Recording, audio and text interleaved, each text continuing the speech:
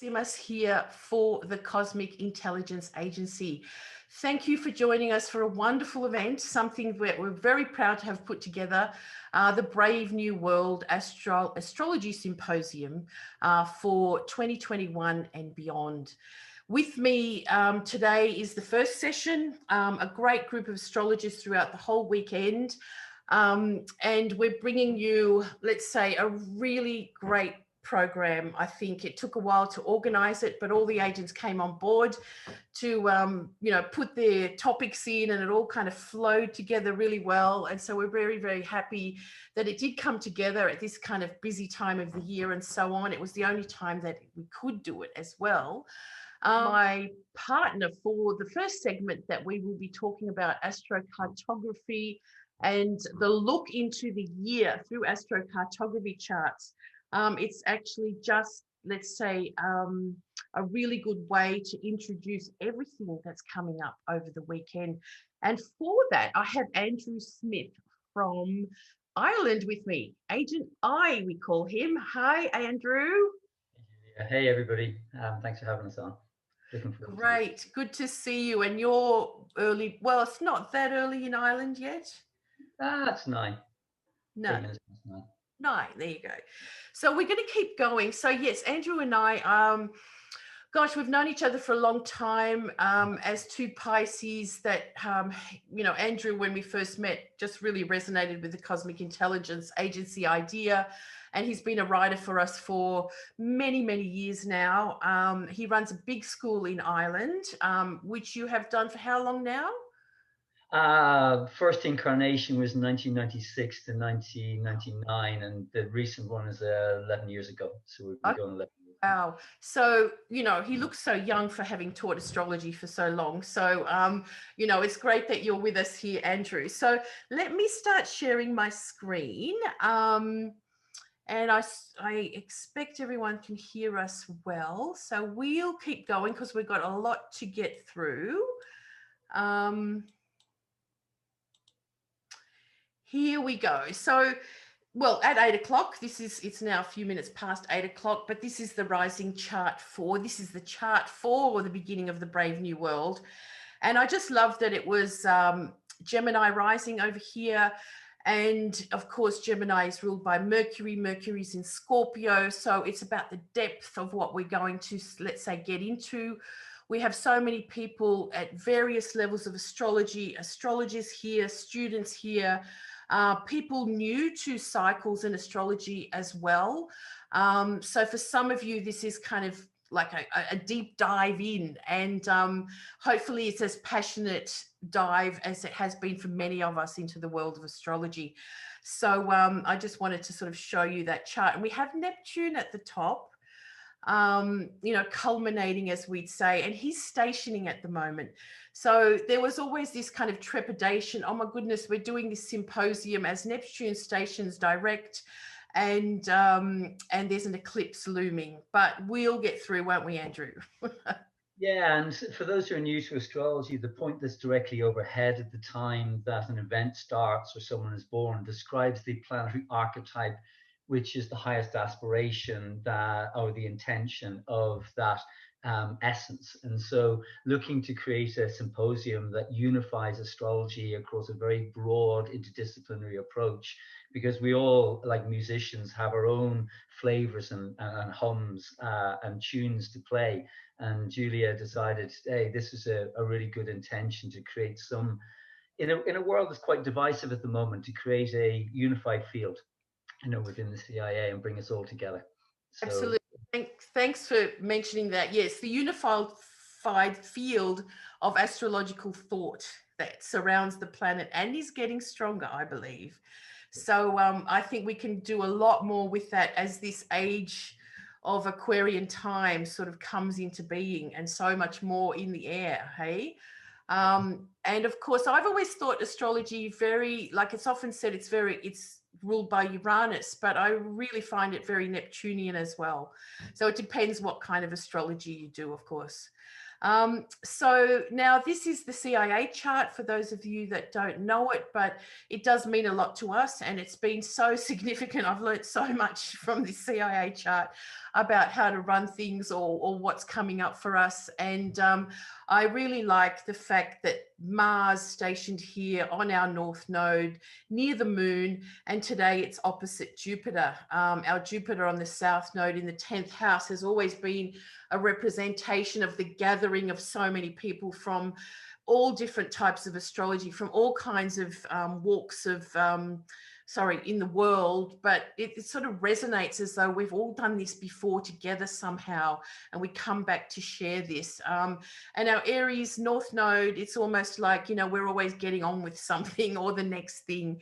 And as you can see, we've had our hardships this year, and with Special Agent 64 dying, our webmaster, we've had Pluto on our ascendant with all the rest. And now as they're kind of moving forward, Jupiter is kind of blessing this symposium for us as well. So again, thank you so much all for being here. So as we look at the year ahead, which I suppose most astrologers would do, and they have their formula and technique of, you know, like, let's say, to look at ascertain, you know, what kind of year are we looking at ahead, either if you're doing it for personal consultations. You get prepared for the year, don't you, Andrew? Like, you know, like if you see, you do so many consultations.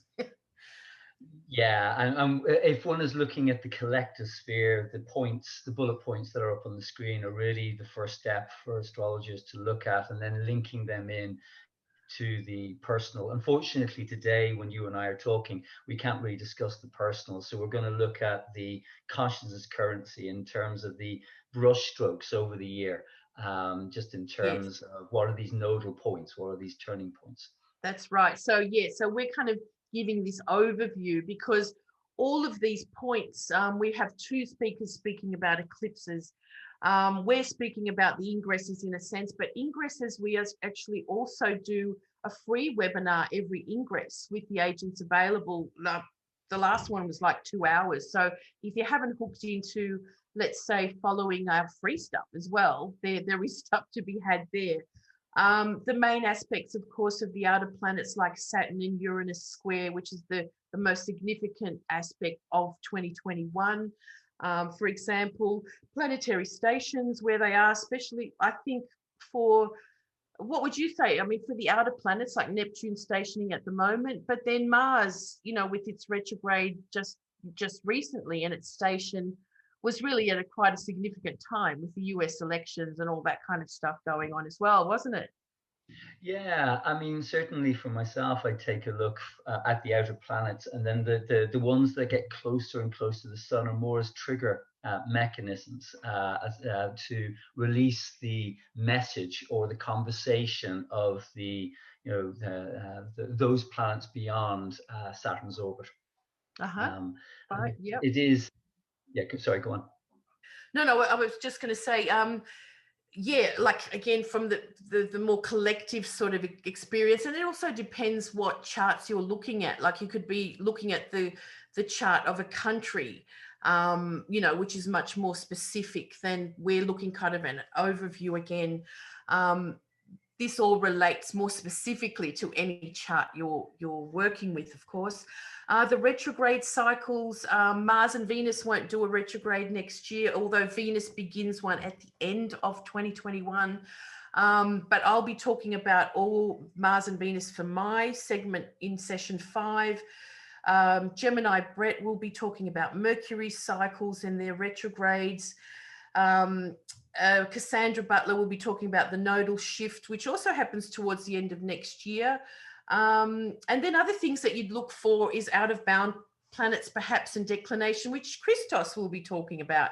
And I'm going to touch on as we look through these charts as well. So again, you know, this is a bit of a list. Other astrologers might add other things. And as you said, Andrew, it's a starting point. Okay. So, you know, you can keep that in mind as we go ahead.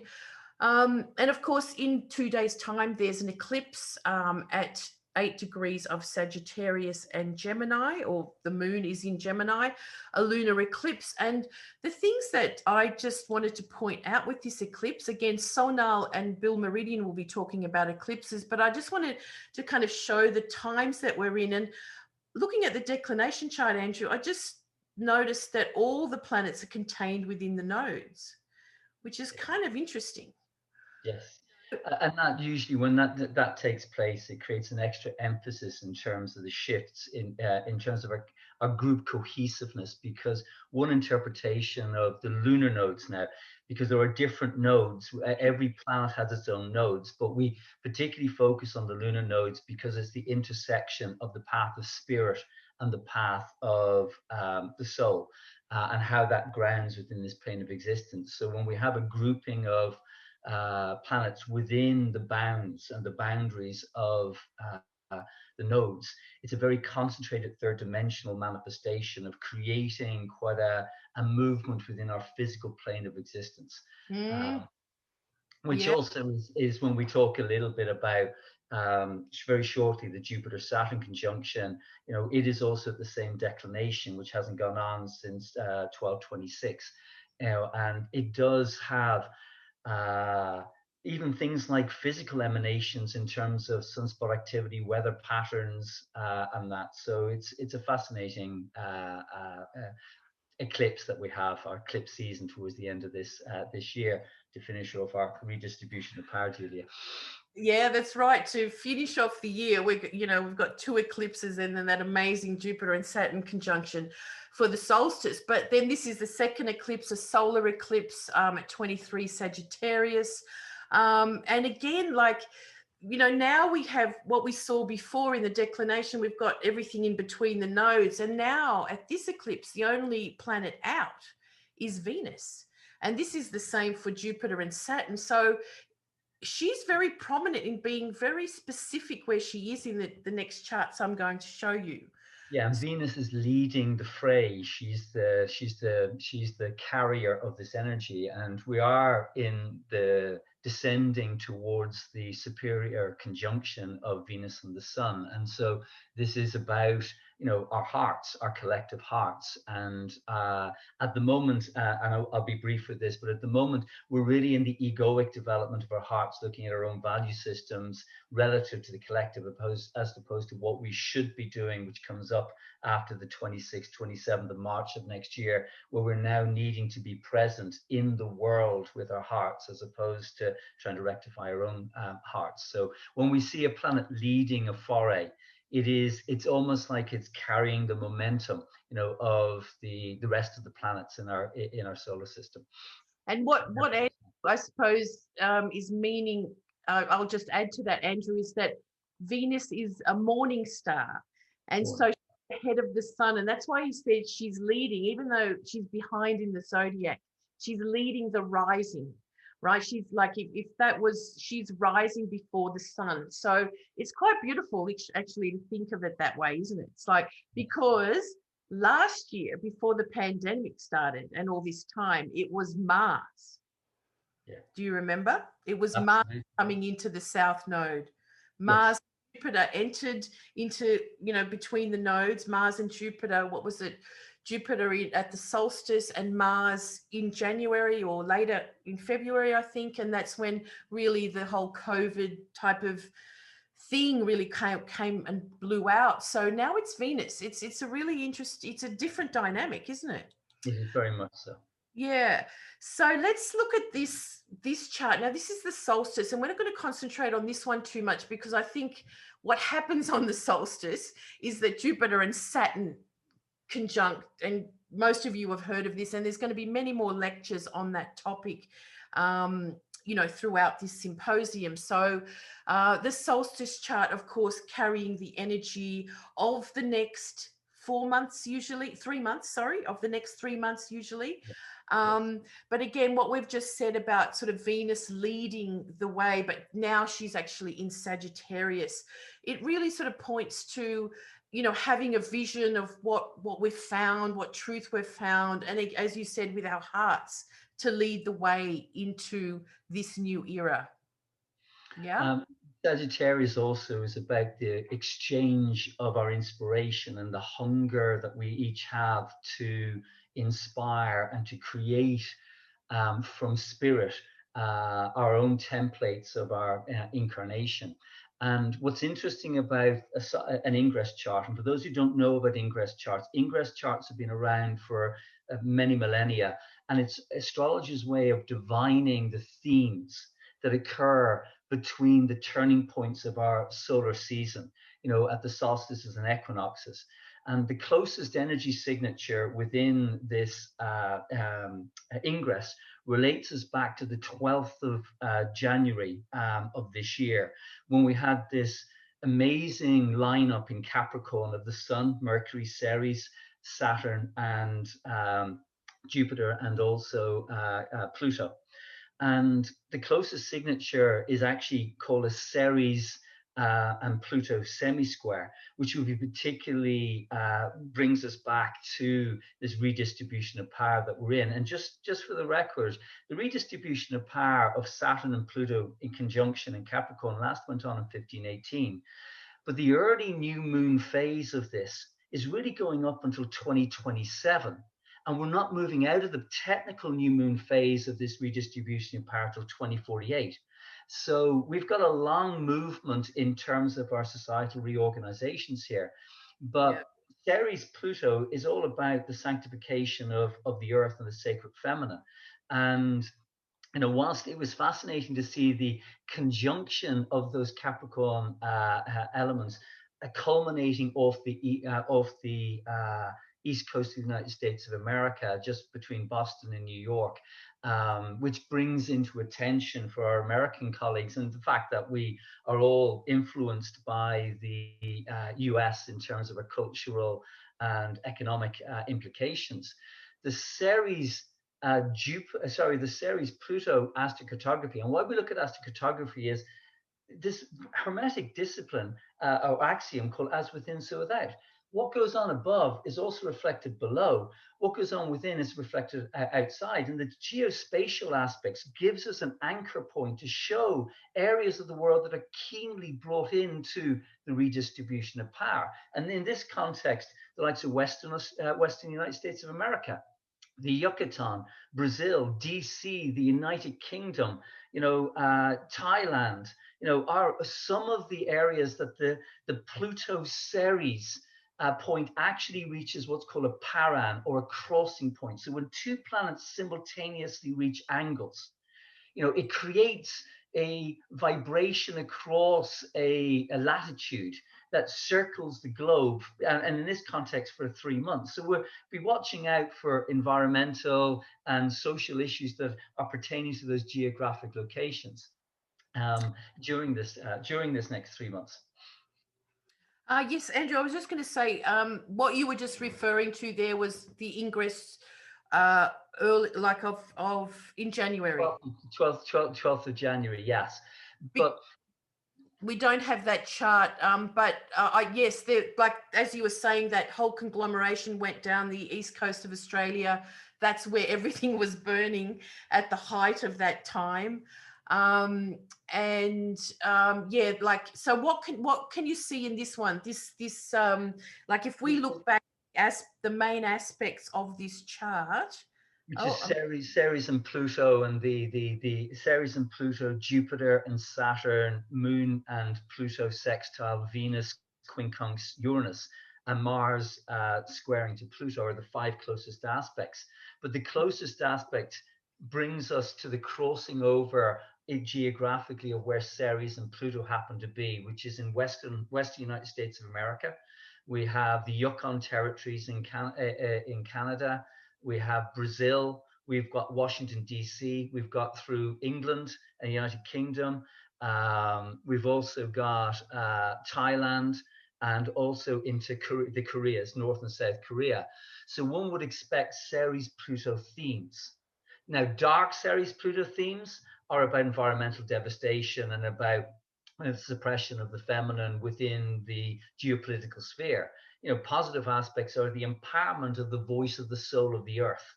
You know, so one would just be looking out for these countries just as themes, you know, just to highlight the spatial manifestation of this archetypal movement within our collective psyche over the course of the next 3 months.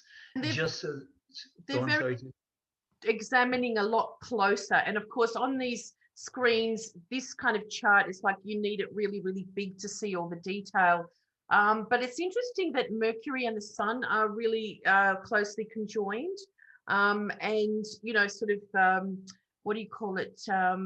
You know, working together in that sense. But I want to move on because it's just like to reflect, Mars is exactly conjunct Eris and square Pluto. So it's not quite a settled 4 months. It's really, really still very much, you know, on alert, high alert in that sense. If you've got Pluto square Mars, you know, and where they connect in the story throughout, you know, throughout the world as well. I'm just kind of following the Pluto line. Where is he? Here. Yeah, and off the west coast of the States, so of Portland, Seattle, San Francisco, and heading up off BC and over Victoria in British Columbia, wherever Pluto on the IC. Yes, so keep an eye on those places. Now you're all going to get the PDF of this, so you can actually go and examine a lot closer.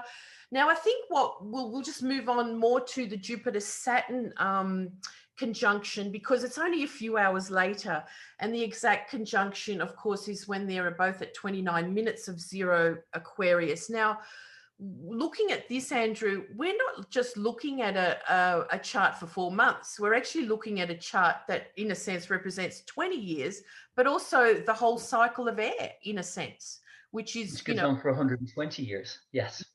Yeah, or more, you know, and more. So, so, you know, again, what are the biggest aspects? Again, they're just not much different from what we just saw, you know, but they are so much more sort of highlighting the aspects that are going to live on for the next 20 years. And, you know, again, we've pointed out that the square of Pluto. We will talk about the Saturn-Jupiter thing very much, you know, throughout this symposium. And there is a talk that I also added as a bonus to the recorded section of the website, where all the recordings will be on Jupiter and what do you call it? This cycle starting in your own chart. So have a look at that when you can. What's important to personalize is for everybody to look at 0 degrees of fixed signs or 15 degrees of mutable signs, because you therefore are going to be more in resonance with what this synodic energetics are about. And this Jupiter's about growth up and out, Saturn's about growth down and in. So it covers the yin and the yang aspects of things. And, you know, it's been recognized as the great conjunction of the great year. And as Julia is referring to, there is a sequence, you know, of following the conjunctions, because the successive conjunctions over the next 120 to 140 years are all in air signs as we move forward. Previously, we had them in Earth. Before, you know, we had them, you know, in fire, and previously we had them in water. And over 800 years, we see this gradual macro development in our social, economic, cultural, and spiritual milieu. And it's exciting to be here, because actually you'll see this being written about a lot in the days to come, that Jupiter and Saturn are closer to the Earth than they've been in this conjunction since 1226. Which, you know, was around the time we had the Marco Polo explorations, and we had, you know, Meister Eckhart and Thomas Aquinas, and a tremendous amount of, you know, really deep, inward, reflective, spiritual concepts and explorations that were starting to kick off. And the positive side of me is kind of hoping that this is the start of a really good reformation again, a real good to find our voices, because we all know Aquarius is fixed air, which is our voice being heard, and where we are building a life around developing our voice, which obviously hasn't been heard very much through the course of this last year, but that's getting political now. Yeah, right. And listen, the other thing is Mercury being out of bounds, which is really interesting. You know, he's kind of stepped beyond the bounds, which, you know, what does that tell us for the next 20 years? there is a lot of exploring to do, and a lot of, you know, let's say exploring beyond the limits that maybe perhaps we've been used to somehow.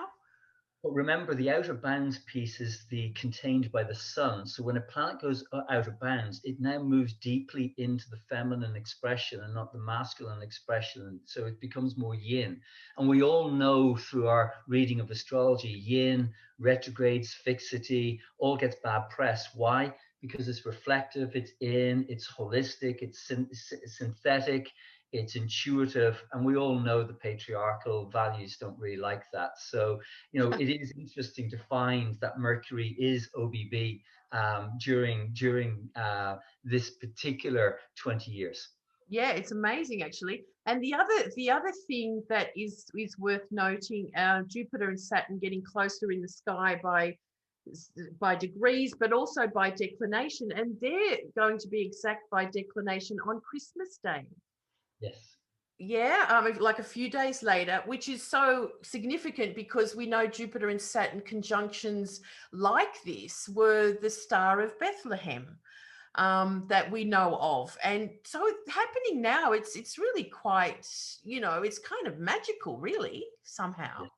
Yes. Yes. Yeah. The birth of a new consciousness, the birth of a new way of consciousness, absolutely. So, and now look at where the moon is. The moon at 27 Pisces, or in the 28th degree. One thing we know from the ancients is they regarded 27 Pisces as the exaltation of Venus.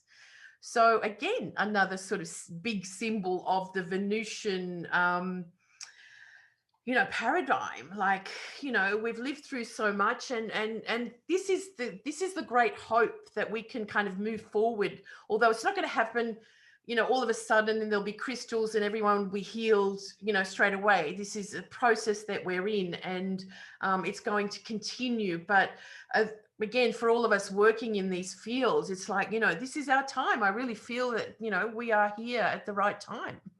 Yes, very much so. And look, just the other big aspect again with this chart is Uranus and the Black Moon Lilith conjunct. This is the mean node of Lilith. The true node's a bit further on, but these in conjunct to Venus as well. And this is a big issue we talked about a few months ago with Vanessa. She did a Black Moon Lilith talk for us. Is that issue of vaccine and travel. Can you see that is how significant that is showing up here? The Taurus energy, the alien sort of vaccine, which could, you know, is Uranian, let's say, the things from outside us that we don't want, perhaps. And of course, the travel restrictions that, you know, are being told to us about, you know, we're not going to be able to travel without vaccines. Is that Venus in Sagittarius? I think as a big part of, especially the beginning of this this era we're coming into, yeah. And then on the bigger cycle, Andrew, I mean, we can't really talk about the next 200 years, you know, next 140 years or whatever before the first water mutation. But again, let's just concentrate on the next 20 years, okay, with this chart, and refer back to it. You know, throughout this time, like in the video that I talked about, that's as the bonus, I looked at just my own chart for the last 20-year cycle that started in Taurus, and how that, like the conjunction at 22 Taurus, the squares to that point, the open, you know, and then how Jupiter and Saturn, you know, squared each other, opposed each other, and squared each other as the closing square over that time. And it was really interesting in defining, let's say, the biggest part behind what I've developed over the last 20 years. So have a look at that for all of you that, you know, listen to these kind of things and then do your homework. So this is the astrocartography of that. How would you read that to look ahead into this, you know, in a sense? So if we look specifically at the synodic conjunction of Jupiter and Saturn, it culminates through South America. Okay, so if we're looking along where Buenos Aires is, or towards Manaus in Brazil, through Caracas, Venezuela, along up towards Newfoundland, That's where we will start to see in a lot of social economic developments over the course of this 20-year phase. By inverse of that, we'll also see the where they rise through the set through the United Kingdom, or indeed we also have France. China is also again figured in this synodic conjunction. So looking at those sorts of geographic regions of the world and keeping an eye of their gradual unfoldment, as Julia says, this is the seeding point. There are going to be transits to that point over the opening and then culminating of this conjunction when it hits the 10-year phase, before we then head into a waning phase. So this is a waxing phase that we're moving into, which is carrying the seed that's been intentionally laid down this 21st of December. And then as we move towards 2040, so we hit 2030, we're at the turning point. 2040 is the next cycle. So this geographic map is important for us just to keep in the back of our mind of watching geopolitical, social, environmental, and spiritual developments. And let's see where, what emerges from those geographic locations. Yeah.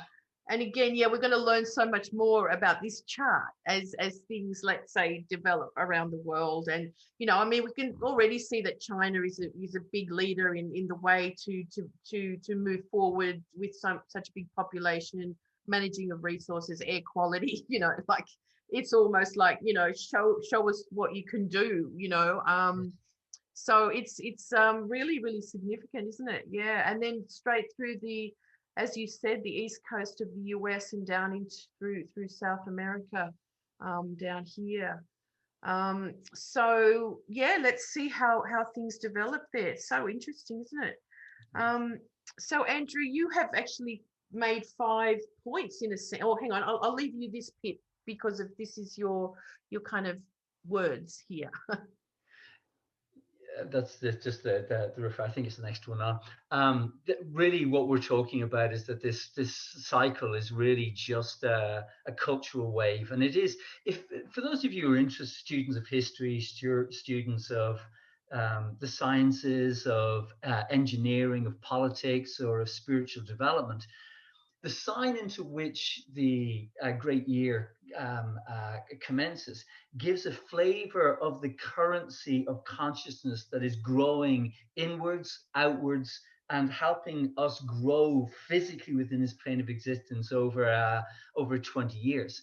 We can look at some of the macro developments of the Taurian element from May of 2000 through to December 2020, or we could go back to the 1980 Libra conjunction and look at the development of proactive communication and technology that was emerging over 20 years. So we're going into a fixed air, and fixed air is very much about the inner breath and the inner voice and not the outer voice, which is on a social guise is, are we being heard? With AI emerging, are we being heard as humans? As travel issues arise, are we being heard? Are we being listened to? Can we find our voice? Which should be fascinating just to watch emerge. Yes. Now. Yeah, that's just that's for people who can look at that later on. The next one's in Libra, followed by Gemini, back to Aquarius. Libra, Gemini, Aquarius, and then we move into a water phase, back into an air phase, and then we're into the water phase for 120 to 140 years. It's just a way I've written about this. I put it up on the website a couple of months ago, so there's something on that. Oh, as well on that that bonus webinar as well. So again, now just moving on. Again, there's so much to talk about. And there will be a lot more about that coming up, but have a look at this new year chart. I always think just a quick glance at the new year chart is interesting, just in the sense, and I use, as opposed to Greenwich Mean Time, I use the place where the first landmass actually gets light as the world turns into the new year. I've been doing that for a few years, and I just wanted to point out where Venus is as we start 2021. okay, given what we've just talked about, and Neptune squaring the nodes as we sail into this new era, how important it is to have our hearts in the right place. And I think Rose Marcus will talk more about the Neptune squaring the nodes tomorrow, but you know, let's have a look at you know, that meaning there. Yeah. So Venus is really kind of doing some great stuff, and Laura's just popped on, but we'll connect to her later. And she's going to talk about this, the coming, what do you call it, metal ox year. So we'll wait for that. That's the next talk. I'm not going to say about that, but look at all that Aquarius. You know, I mean, we've got to get excited about this, don't we? Look at all that Aquarius.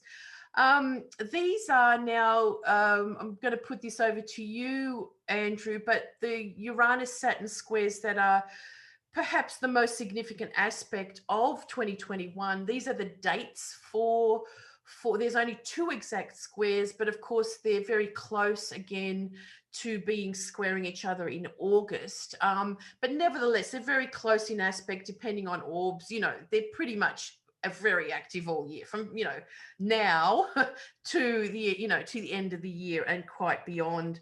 And the cycle that started of these two was back in 1988. So we're having the closing cycle of Saturn closing in on Uranus. It's a 44-year cycle. So again, every sort of big aspect between 2 big planets, which Saturn and Uranus certainly are, we get, they're well worth looking at. So Andrew, over to you for these ones.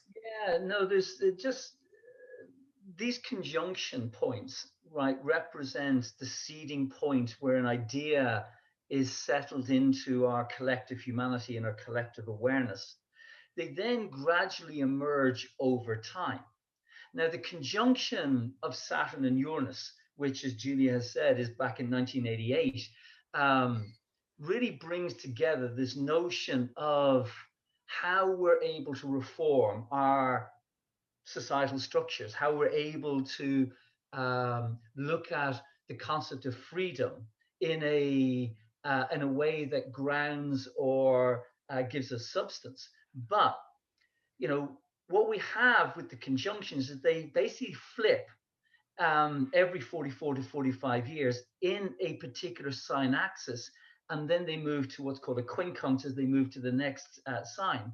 So we're currently in what's called a mutable conjunction phase between Gemini and Sagittarius in looking at the educational changes and the changes around communication. But this square, which, as Julia says, is what's called a waning square, because we're moving towards the end of this cycle over the course of the next decade.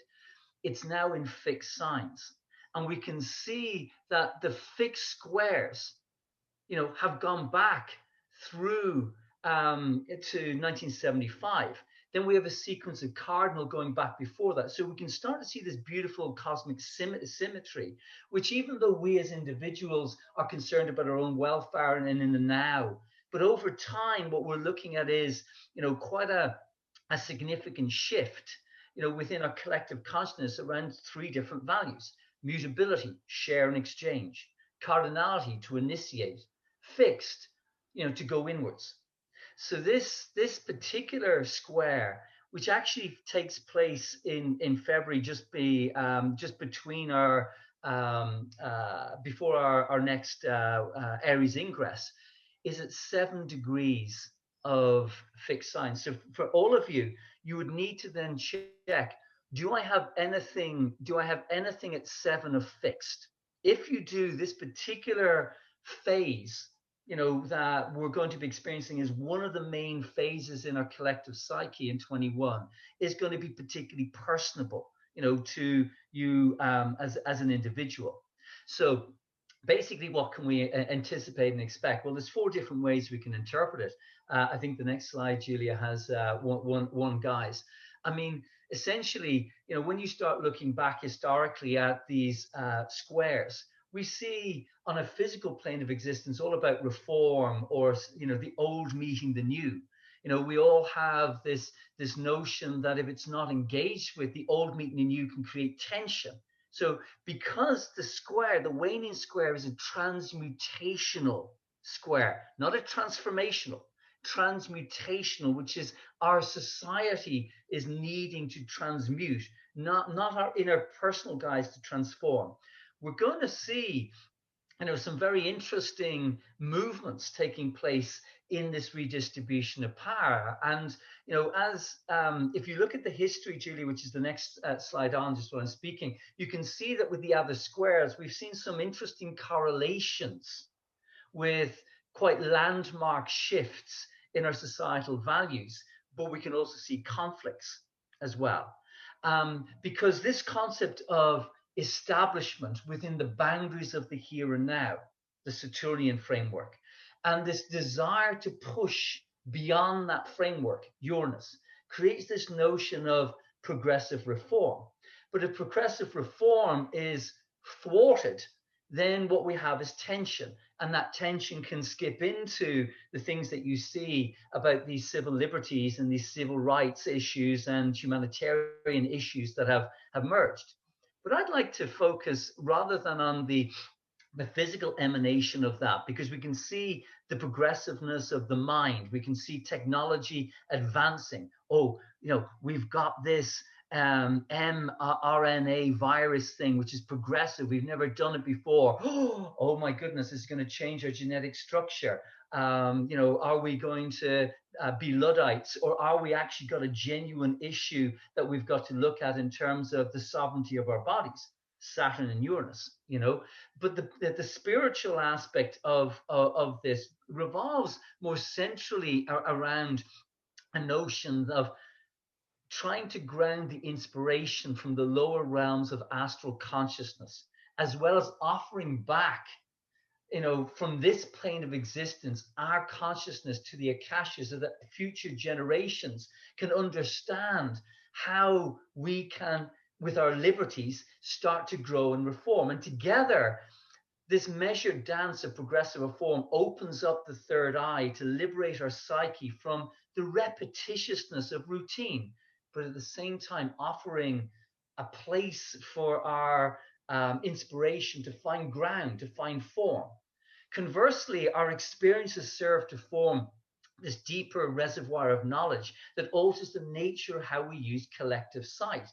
Because this alchemical process of transmutation, which takes place as a result of awareness of the tension between liberty and maintaining the status quo, is really what the deeper aspect happens to be of what we're actually going to be dealing with pretty much most of next year, which really comes up in the Aries ingress and particularly the Cancerian ingress later on this year. So it's quite an exciting time. I would think that they can just have that, you know, as we move on. Julie, I'm conscious of time and the next lecture and that. Read through that in your own time. Yeah. Yes. I love what you say, Andrew. You could just talk, you know. talk. Well, we only have a couple of minutes because I'm conscious that, you know, there's 11 minutes to go and we're only halfway, a little way through. No, we'll have to finish up. So let's just, you know, well, we've got another 10 or so minutes. Yeah. So okay, we didn't start quite on the hour, remember? So yeah. Again, you know, teaching astrology, I always like to sort of put these quarters into the year because it's a good way to see how the planets move, you know, in context, as I said before. And at this ingress, what we see is that we can see that Venus has she's transitioned from what we just saw before as an evening star, as a morning star. She's transitioning to just, you know, take over the sun now. She's actually moving very fast.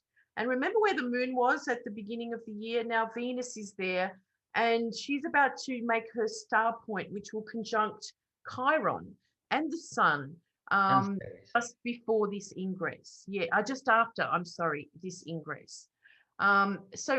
Sorry, Andrew, go.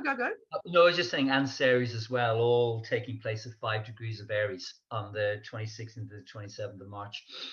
So the flavor, now the Aries ingress, we have to say, is often used as the whole year ahead. And this, of course, is the start of the astrological year when the sun moves to 0 Aries at the equator. And so it's really quite the astrologer's new year, isn't it?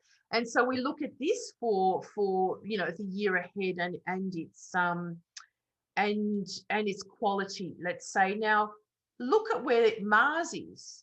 At the beginning of 2020, as I was saying before, when it was up here at the South Node, at the beginning of the coronavirus start and all that kind of thing, now it's near the end. I've always been thinking that it's almost like we have to ride it out to March to perhaps see that this virus perhaps moves away or somehow, has had its time with us.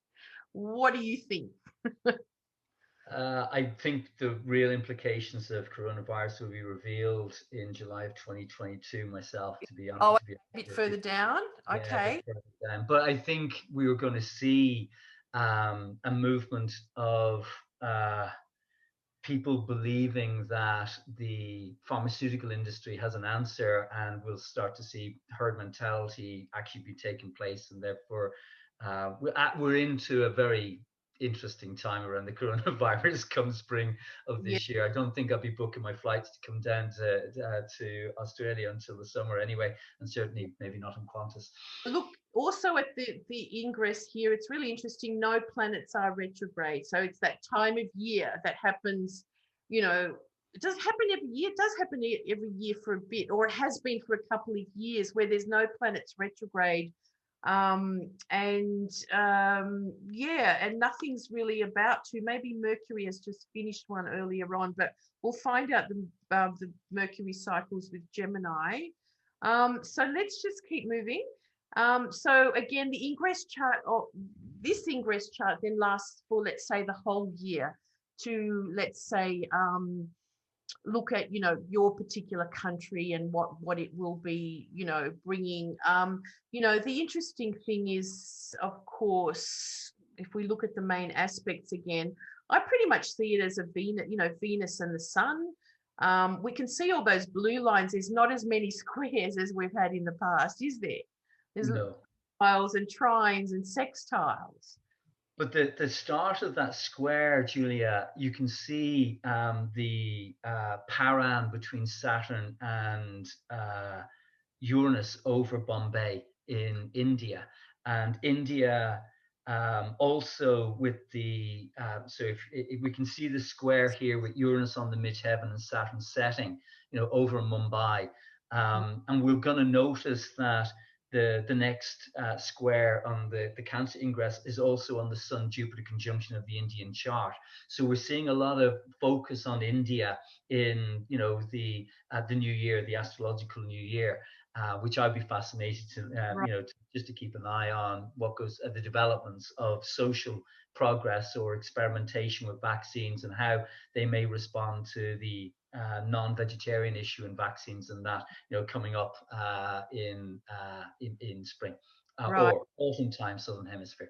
Yeah, I mean, I just want to point out that we have another sort of paran here happening between Uranus and Saturn, sort of south there of the west coast of Africa, but it pretty much does relate to up here as well. I mean, that's the exact position, but if you would do a chart for Mauritania, it's going to show up the angles there as well. So it's about getting to know how to read astrocartography and, of course, what you're looking for as well. Yep. And the 5 main points, Andrew, you've put together for that ingress. Yeah, these are just keywords associated with the 5 closest aspects of the ingress. Are we truly healing as a society, which is basically the evolved awareness aspect between Chiron and Uranus, which is a closing semi-sextile. We also have a Jupiter Neptune semi-sextile. What is our dream and our vision? Yet again, we have a Chiron Pluto quintile, which we've been going through most of this year, and we're all hearing the Earth speaking up and Earth changes, and we're also looking at the Ceres sextile to Saturn, working at raising this awareness of our own consciousness around the soul of the earth, the sanctification of the earth, the sanctification of our own physical well-being, as well as dealing with the enemies of our own consciousness that binds us to this earthly plane. And the old versus new is really a reference to, hey, this is the start of the Uranus Uranus Saturn unfoldment, as we're going to see for pretty much the rest of this year. Yeah. Well. And these are just I've just put in the eclipses for the year, because the next two eclipses, or the eclipse season, is within the Aries ingress and the Cancer ingress. So again, eclipses will be talked about more with the other agents. So this is the Cancer ingress. Again, we can now start seeing more things splaying out everywhere, can't we? Like, how's this chart going here? Hang on, what I was just looking at here. The main ingress is the exact square between Saturn and Uranus, which is taking place. Well, it's a closer exact aspect. It comes into more of that emanation just after the Cancer ingress as well. Right. So that continues on with our Yeah. journey. Yeah, so then, looking where the Saturn Uranus square is kind of developing again, pinpointing back into India again. In India, yeah, right. Back in India again. Both of them. This time it's more towards Chennai and Bangalore, and heading down just off the likes of Colombo in Sri Lanka, and then heading up, towards Western Tibet. Now let's just have a think about Jupiter has entered Pisces for a little bit at that time, for a couple of months, or is it only 6 weeks or something, isn't it? It's retrograding back into Aquarius, but it has this sort of snippet in Pisces, a moon in Scorpio, the Cancer ingress, Venus in Cancer. It sounds very wet, if that's a kind of an issue that's being brought up there for India. But anyway, keep an eye on that space. Another interesting thing is that Venus and Mars meet in that quarter at 20 Leo on the 14th of July. And their meetings are really quite interesting. That's going to be part of my segment on up on the last day. So keeping an eye on those. And the 5 main points that Andrew has put together for that ingress. So we're continuing the reforms. There's a lot of healing in the water, of course, isn't there? And just that summer stroke winter of loving it up, that really refers to the Venus trine to Neptune, which it'll be interesting when everyone's traveling what's going on with the enjoyment and the whole notion of, hey, listen, let's go for this now, given that most of us have been boxed up in 2020. So that'll be fascinating. I do think we'll start to see a lot more traveling and freedom of movement coming up around the Cancer ingress. Yeah. That's what I said about the Jupiter going into Pisces. That's when we can start celebrating again or something, or also wait for Jupiter to go fully into Pisces, down the track at the end of the year, when, we can all be back together again. That's very Jupiter in Pisces, isn't it?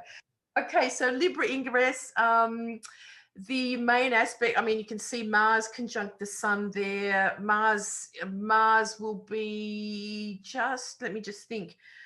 Before or after is the exact conjunction where Mars starts a new synodic cycle with just after the 3rd of October is the start point. Sure. So that's also is significant to watch. That's again my talk. But what we can see that the most significant aspect here is the moons joining Eris opposite Mercury and square to Pluto. So that's a bit hairy, this one. Yeah, well, it's again, this goes back to this notion of our voice and are we being heard, and what type of revelations will be taking place, particularly if we look at the geographic connotation, from both Greenland, Saskatchewan, Iceland, which are some of the key northern regions that are being brought into focus during this particular ingress chart, which is because there's a very, very, very, very heavy environmental awareness issue coming up in the Right. Libra ingress. And particularly, we've also got Saturn semi-square Neptune around that time, which brings us back to the March 1989 conjunction at 11 Capricorn. But this is a waning semi-square before the next conjunction.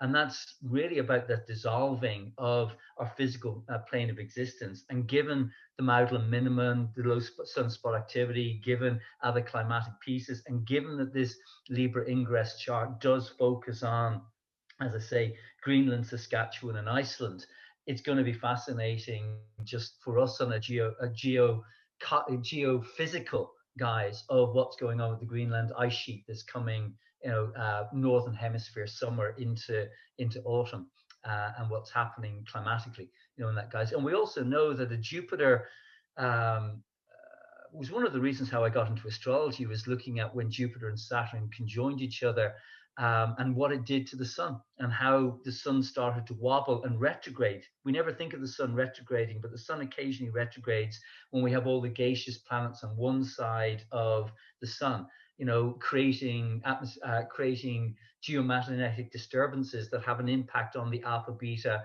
particles in the upper stratosphere of our of the Earth sphere, and how that has an impact on climate. Yeah, well, I mean, again, that's, as you're bringing up the Saturn-Jupiter conjunction, how powerful it is, because these two are the most active planets, and, what side of the sun they're on, of course, yeah. So, they're the summary points, because unconscious Laura needs to get speaking, so she does.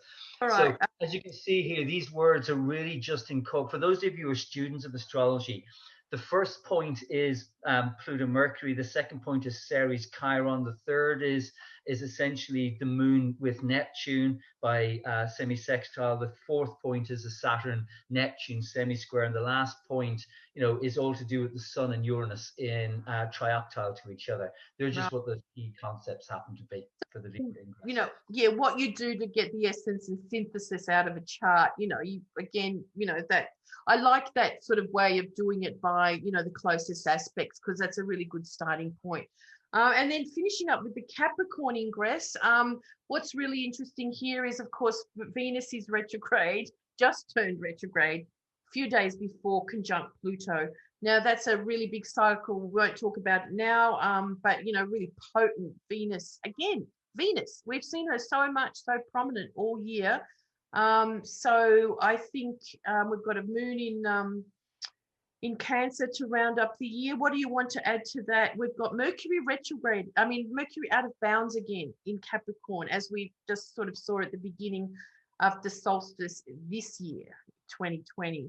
So that's an interesting thought. The moon's out of bounds as well. So a bit of a kind of, it's an exciting year, really, as we look at it. It is the early stages of, as we move into this redistribution of power between now and, when we move into the next phase of it in 2048, but particularly intense between now and 2027. And there's all sorts of other reasons for that, but it is a socially interesting time, where people are trying to find their voice and look at and voicing their opinions. And I hope it's not divisive in the way that it's been encouraged to be. But we'll be writing about that and discussing it over the course of the months ahead. Yeah. Anyway. Well, I'm just seeing that the Pluto Venus opposite the moon is going right through Melbourne and Tasmania. There's also, I just, seeing a lot of fire, and I put Vesta in there. Vesta, are we in for another big fire season with that in Australia at least? Let's see. So, sorry. There was just one live question I'll answer, because I'm conscious of time, and that was, why July 2022? July 22 is going to be when Ceres opposes the 12th of January 2020 conjunction point. And the whole issue that we're going through is all about Ceres. It's not about anything else, but it's all about Ceres's voice. So when the opposition means illumination.